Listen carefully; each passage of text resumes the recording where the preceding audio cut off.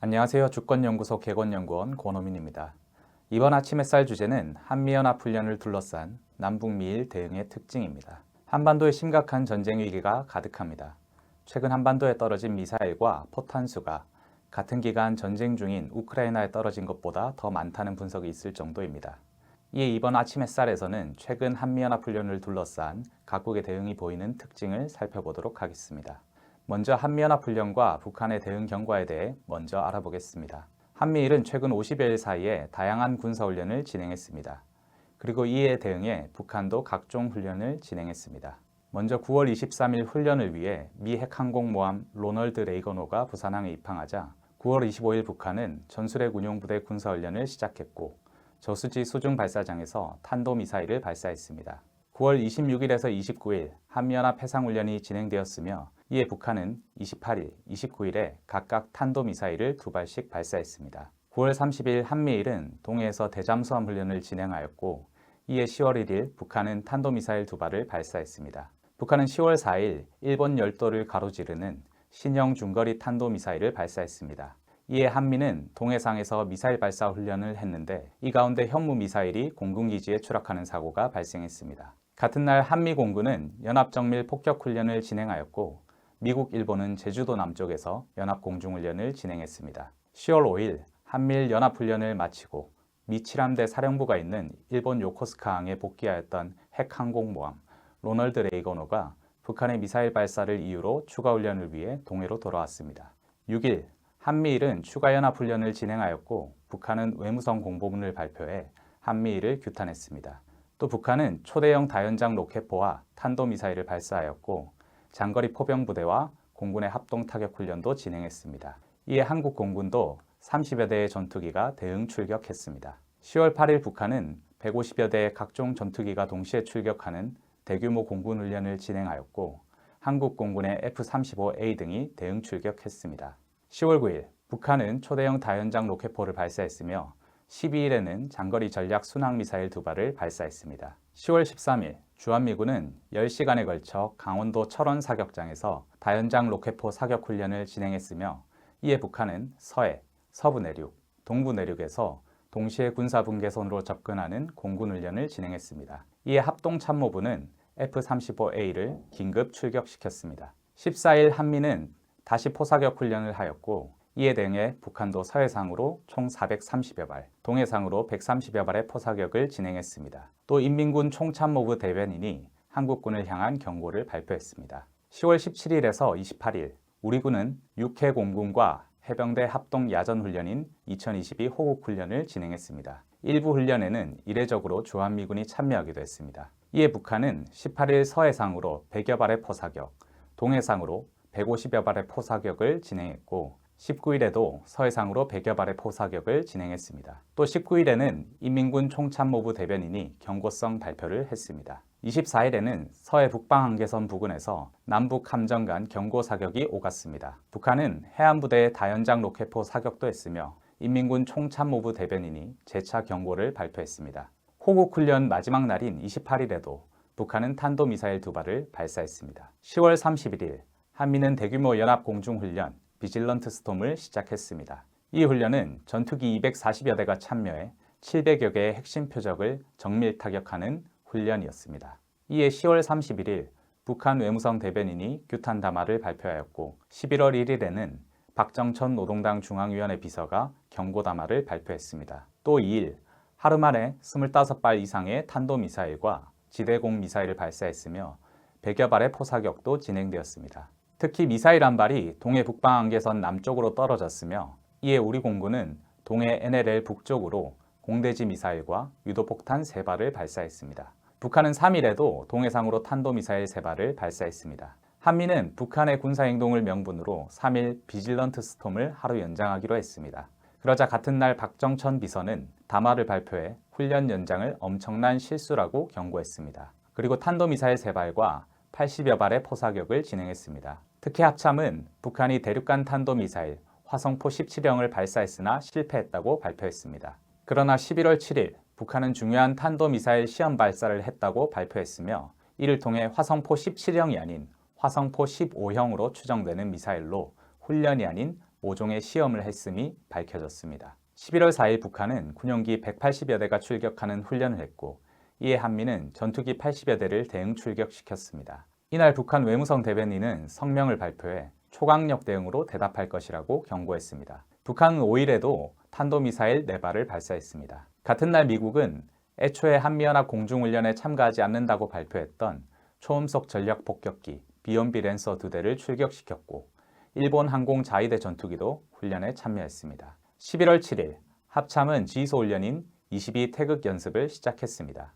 이 훈련은 10일까지 진행됩니다. 같은 날 북한인민군 총참모부는 11월 2일에서 5일까지 진행한 군사작전 결과를 종합보도했습니다. 이 보도의 내용 가운데는 합참이 파악해 발표한 내용과는 다른 점이 다수 발견되었습니다. 특히 11월 2일 전략순항미사일 2발을 발사해 한 발은 울산 앞바다에 명중했다는 내용은 충격을 안겨주었습니다. 합참은 북한의 보도가 사실무근이라고 주장하고 있습니다. 이어서 이번 군사훈련에서 나타난 한미일의 특징에 대해서 알아보겠습니다. 우선 굉장히 고강도 군사훈련을 진행했다는 것입니다. 첫째로 연합훈련을 연달아서 진행했습니다. 9월 26일에서 29일 한미연합 해상훈련, 9월 30일 한미일 연합대잠훈련, 10월 6일 한미일 연합훈련, 10월 17일에서 28일 호국훈련, 10월 31일에서 11월 5일 비질런트 스톰, 11월 7일에서 10일 태극 연습 등 50여일 동안 거의 쉬지 않고 군사훈련을 진행하고 있습니다. 두 번째는 고강도 야외 기동훈련을 했다는 것입니다. 지난해까지 한미는 북한의 눈치를 보며 야외 기동훈련을 최대한 축소하고 조용히 진행했습니다. 그러나 윤석열 정권이 들어선 이후 한미는 고강도 야외 기동훈련을 하겠다고 선언하였고 실제 그렇게 진행했습니다. 9월 26일에서 29일 한미연합 해상훈련에는 5년 만에 미군 핵추진 항공모함 로널드 레이건호가 참가했습니다. 9월 30일 한미일 연합대잠훈련도 5년 만에 실시한 것입니다. 또 10월 6일 훈련은 한미일 연합훈련 사상 처음으로 2주 연속 실시한 훈련이었습니다. 호국훈련에는 예년과 달리 주한미군이 참가했으며 비질런트 스톰에는 역대 최대 규모인 240여 대의 군용기가 동원되었습니다.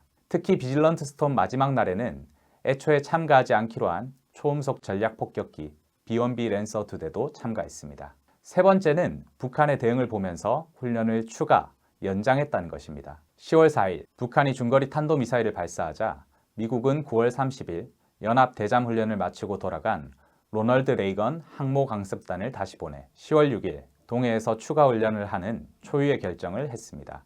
또 북한이 비질런트 스톰에 맞서 탄도미사일 발사 등에 대응을 하자 11월 3일 한미 공군은 훈련을 하루 연장해 5일까지 하기로 하였고 마지막 날에는 일본 항공자위대도 훈련에 참여했습니다. 네 번째로 북한의 군사행동에 3배 대응 원칙을 내세웠다는 것입니다. 10월 6일 한미일 연합훈련에 대응해 북한의 군용기 12대가 우리 군이 설정한 특별 감시선을 넘어 남하하자 공군은 30여 대의 전투기를 긴급 출격시켜 대응 비행했습니다.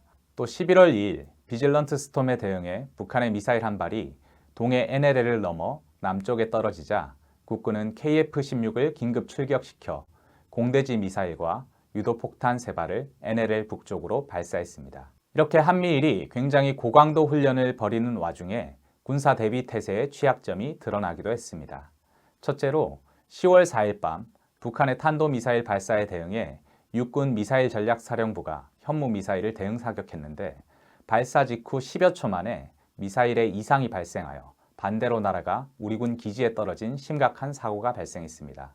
또 5일 새벽에는 에어테킴스 탄도미사일 4발을 추가로 발사했는데 그중 한 발을 추적하지 못해 제대로 날아갔는지 확인할 수 없는 사고가 발생했습니다.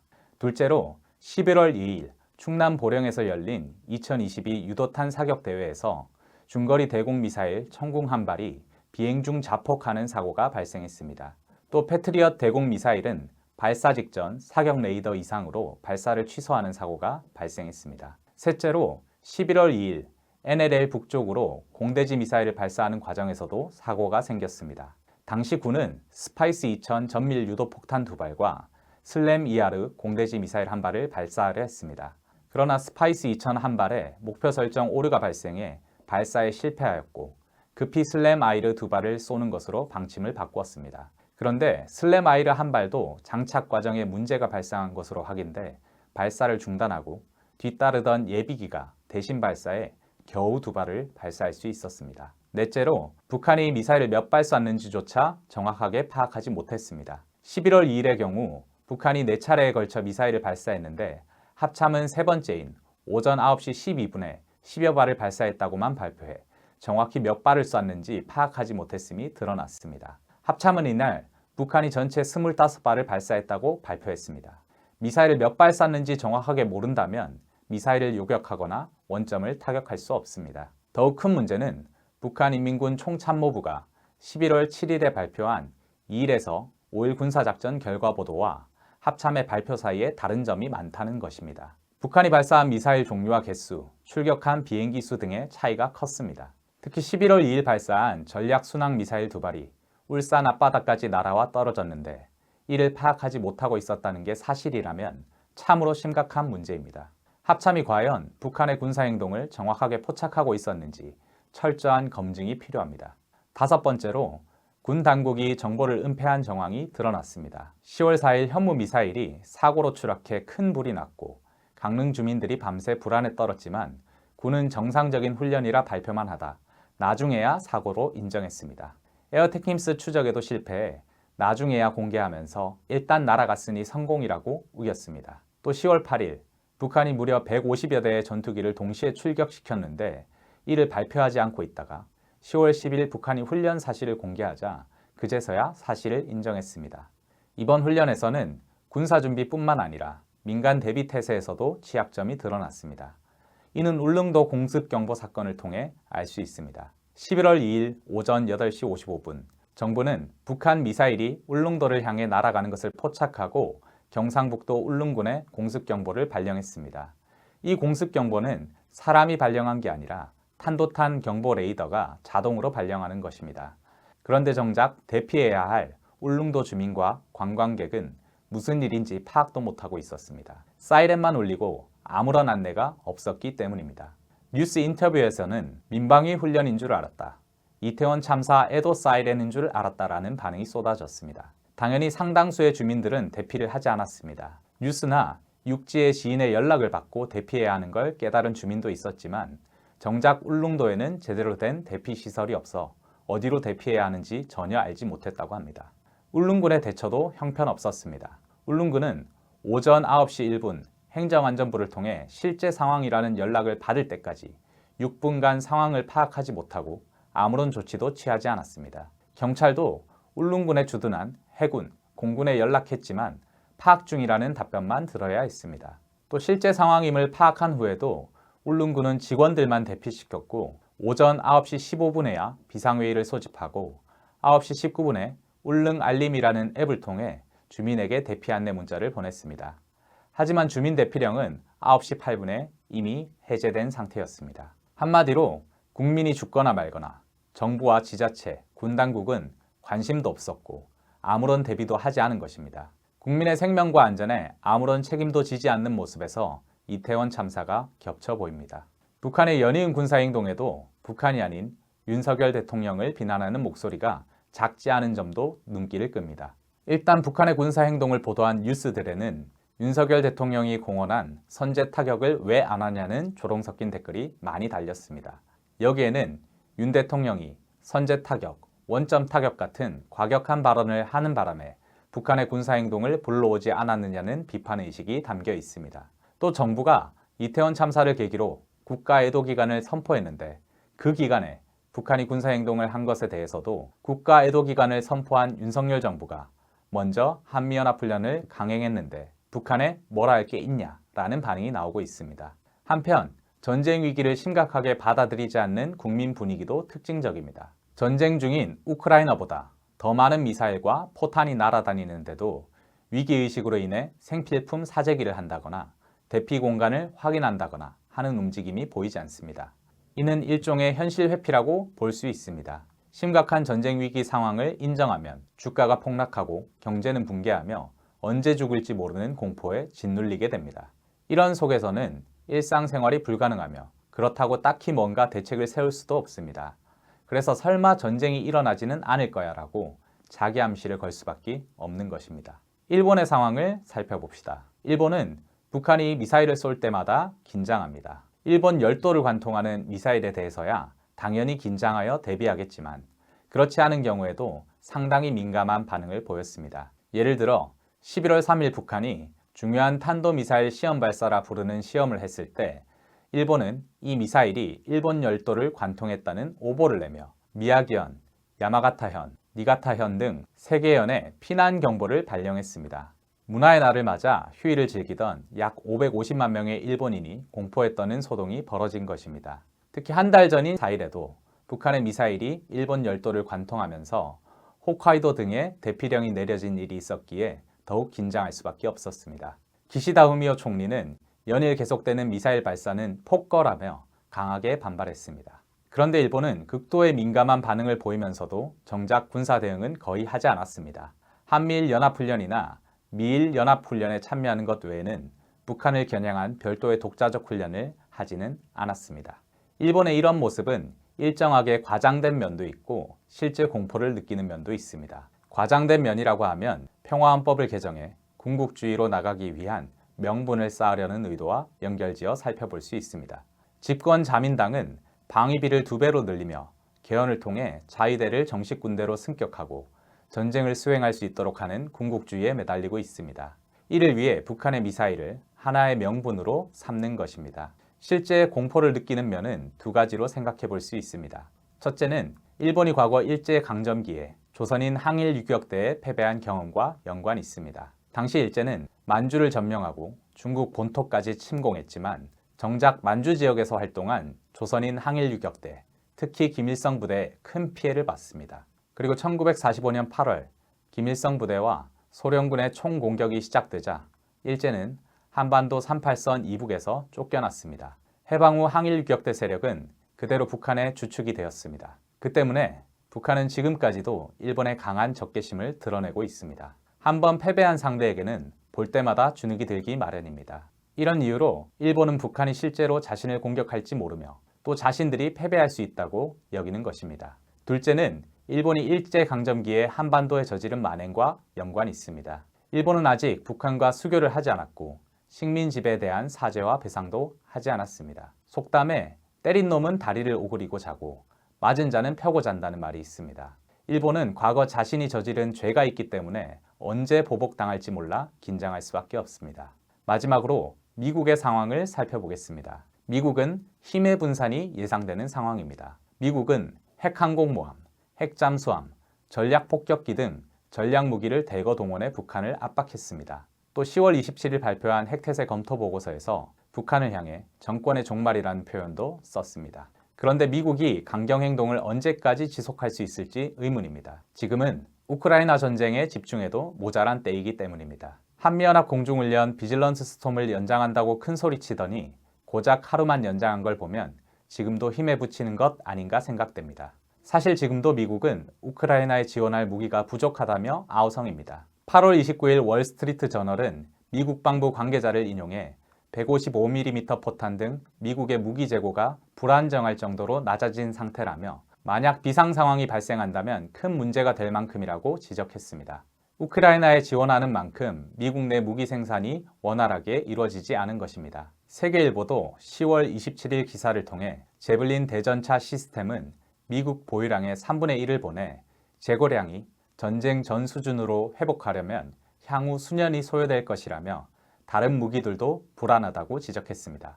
또 마크 켄시언 미국 전략문제연구소 선임 고문의 말을 인용해 미군의 무기 재고 중에는 전쟁 계획, 훈련에 필요한 최소한의 수준으로 떨어진 것도 있다. 우크라이나 이외의 지역에서 분쟁이 발생할 경우 미국 전력에 영향을 줄 우려가 있다라고 했습니다. 이처럼 미국은 우크라이나에 대한 군사 지원으로도 벅찬 상황입니다. 한반도의 전략 무기를 비롯한 군사력을 얼마나 투입하고 유지할 수 있는지 의문이 드는 상황입니다. 오늘의 아침 햇살은 여기까지입니다. 시청해 주셔서 감사합니다. 2018년 세 차례 남북 정상회담이 있고 나서 김정은 국무위원장을 직접 만나본 사람들의 여러 이야기를 들을 수 있었습니다. 하지만 한 사람을 한두 번 만나서 그 사람의 참모습을 다 알기란 쉽지 않습니다. 여기 김정은 국무위원장과 오랜 시간 함께한 친구들의 이야기를 들어봅시다. 그것도 무려 외국인 친구입니다. 김정은 국무위원장의 스위스 유학 시절 단짝이었던 주앙 미카엘로, 김정은 국무위원장의 생일에 축하 노래를 불렀던 코트의 악동 데니스 로드먼, 김정은 국무위원장이 어린 시절부터 함께 지낸 요리사 후지모토 겐지. 이들이 전하는 김정은 국무위원장의 숨겨진 면모 그리고 우정을 만나보세요. 김정은 국무위원장과 친구들, 주요 서점에서 만나볼 수 있습니다. 도서출판 615